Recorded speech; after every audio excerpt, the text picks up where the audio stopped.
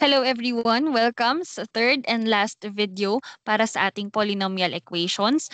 Kanina, nag-solve na tayo or nag-evaluate na tayo ng polynomial function. Nagbigay na rin ako ng general tips on how to sketch the graph of polynomial functions. So ngayon naman, pag-uusapan natin kung paano mag-solve ng polynomial equations.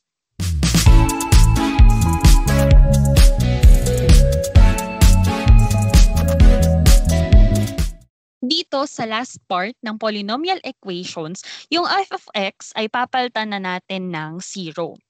So, ang clue natin dito, kung ano yung degree or kung ano yung highest exponent na makikita natin doon sa polynomial equation, it will tell us the number of solutions that we are expecting. So dito, we have x to the third minus 7x squared plus 12x equals 0. This is an example of polynomial equation dahil wala na yung f of x, napalitan siya ng equals 0. And since we have here x cubed, we are expecting that we have 3 roots or 3 answers. So ito, meron tayong 3 roots. We have x cubed minus 7x squared plus 12x equals 0. The general way of solving polynomial equations is by factoring. So titingnan mo muna kung meron bang common na factor sa mga terms. Kung wala, baka kailangang i-group yung mga terms para ma-factor sila. Pero dito sa case na to, lahat naman ng terms ay may x, so we can factor out x. When we factor out x, x to the third will be x squared. Negative 7x squared will just be negative 7x. And this 12x will just be 12. Next, we can look further dito sa ating trinomial. Sa part na to, kung ito ay factorable pa, we can use factoring.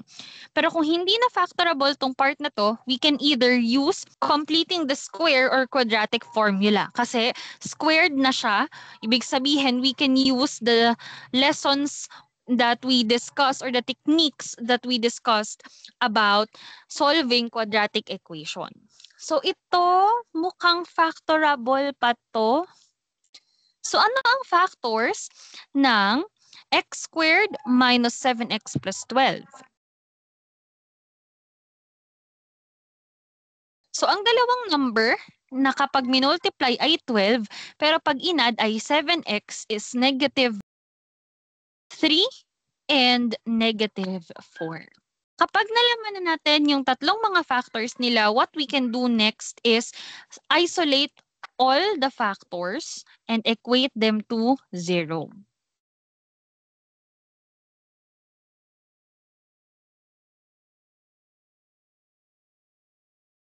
So itong first x natin or yung ating x sub 1, wala na tayong ma-isolate dyan. That is already 0. Dito, we can just transpose negative 3. So x squared, x sub 2 is positive 3. And ang ating third root, take a look at this one. Tama yung prediction natin kanina. Tatlo yung ating sagot. This is positive 4. So yan yung tatlo nating roots. Alam naman natin that it does not end there.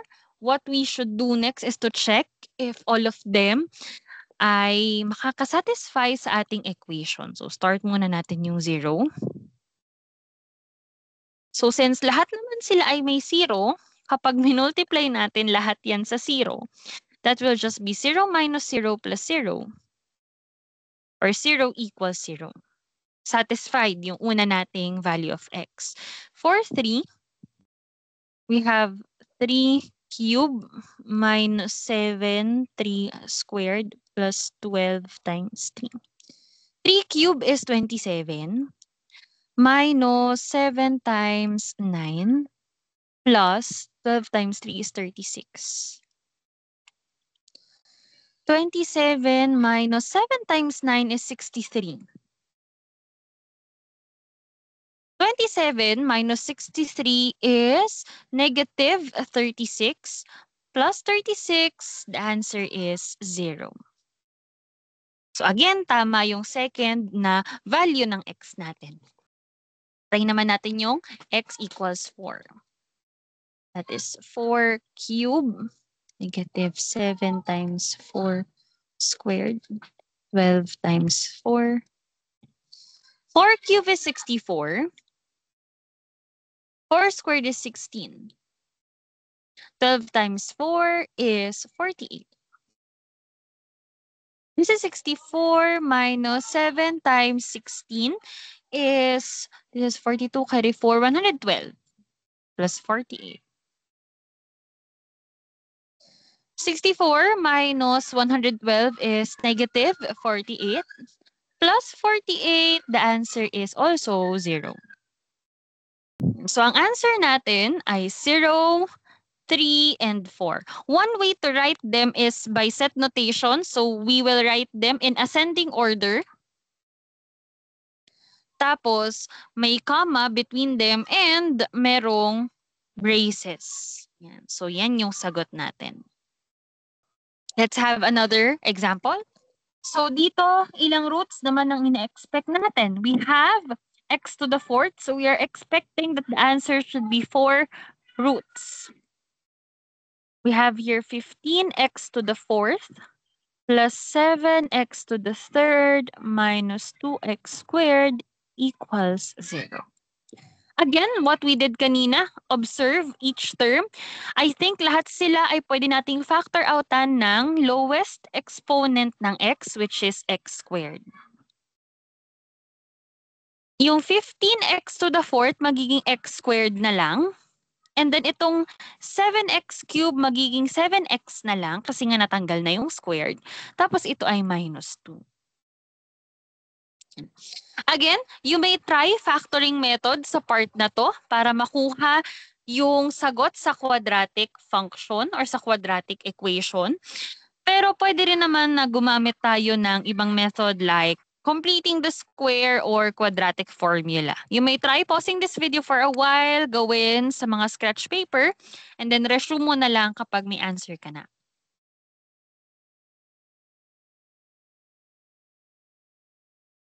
I-try natin yung factoring. So ano-ano ba ang factors ni 15x squared? Pwede tayong mag 3x at saka 5x. Tapos ang factors ni 2, pwedeng 2 tsaka 1. So dahil to negative, pwedeng try lang natin. Let's do trial and error. 1 times 5 is 5x. 3 times negative 2 is negative 6x. So when we add them, that's just negative x, which is wrong dahil 7x yung kailangan nating makuha. Pagpalitin natin yung placement ni negative 2 tsaka ni positive 1.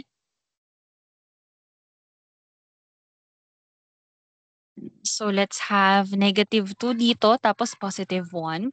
Negative 2 times 5 is negative 10x. 3 times x is just 3x.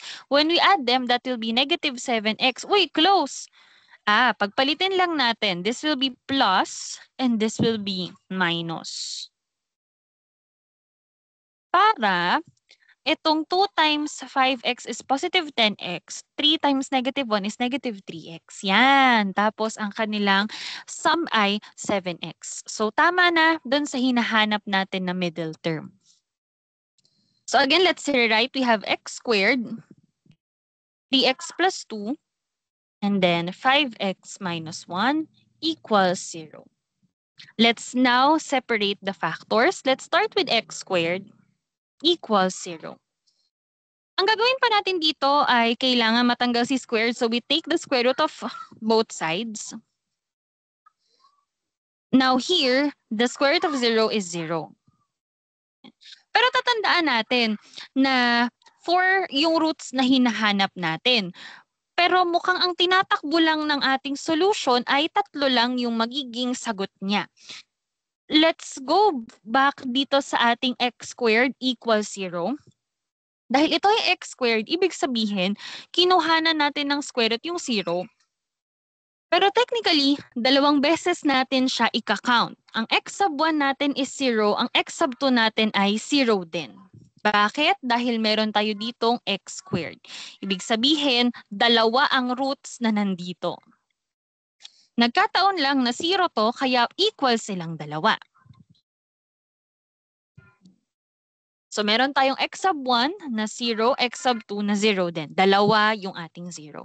Pero pwedeng isang beses na lang natin isulat. Later, I'll show you how to write it.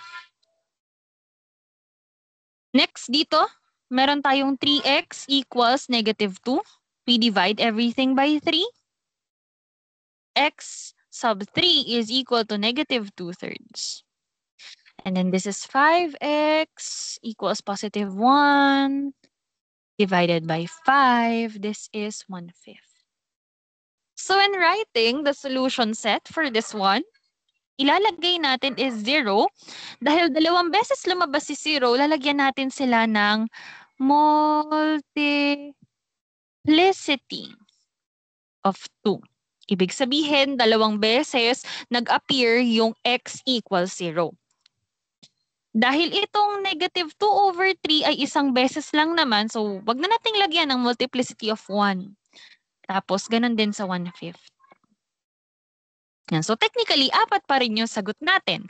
Dalawang 0, isang negative 2 over 3, at isang positive 1 over 5. May ibang mga reference materials na strict sa order. Gusto nila ascending order. So, i-rewrite natin bago natin i-box. Uunahin natin si negative 2/3 kasi negative yung value niya.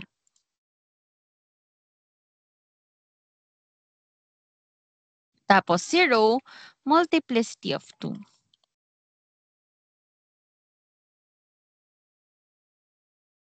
Tapos yung 1/5. Yan. Para masabi natin na nag-comply tayo dun sa reminder that it should be written in ascending order. So, ang next natin na gagawin dito is checking, but I leave it sa inyo para gawin sa inyong mga scratch paper. For now, pag-usapan natin tong example number 7. Meron tayong 1/3 x to the 6 plus 2 over 5 x to the 4th equals 0. Ang highest exponent natin ay 6, so we are expecting that we have 6 roots. We have 1/3 x to the 6 plus 2 over 5x to the 4th equals 0. Each of the term ay pwede nating ma-factor outan ng x raised to the lower exponent, which is x to the 4th. This will just be 1/3 x squared plus 2 over 5 equals 0.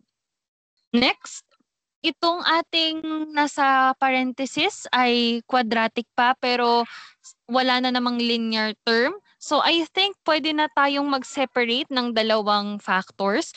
X to the 4th muna equals 0. We know that to cancel out or to eliminate the exponent 4, we have to take its 4th root. So ang x natin dito is 0. Pero dahil apat to, we can say that this is 0 multiplicity of 4. And then yung second factor, 1/3 x squared plus 2 over 5 equals 0. Dahil wala tayong linear term sa part na to, wala yung bx natin. What we can do here is the extracting the root method. So ilipat natin sa kabilang side. This is 1/3 x squared. This is negative 2 over 5. We multiply everything by 3.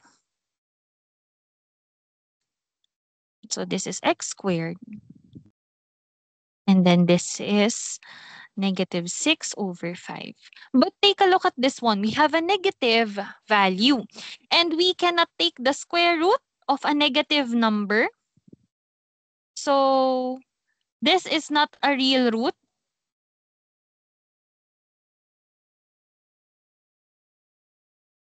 Even if you put it in your calculator, it will not give you a real answer. Kaya ang magiging considered lang natin na final answer dito ay 0 multiplicity of 4. It means na yung dalawang root na hinahanap natin to complete the 6 roots, yung dalawang root na yon ay hindi real number kasi as we can see here, we cannot find a way to take the square root of a negative number. If we use the concept of imaginary number or yung I, it's not part of the real numbers. So, hindi rin natin yon i-consider. So, yan lang yung answer natin for example, number 7. So ito po yung kabuuan ng ating lesson about polynomial functions. You may review the other videos para ma-refresh kung paano mag-evaluate at mag-graph. And of course, mag-solve ng polynomial equations. Thank you and we'll see you sa next video.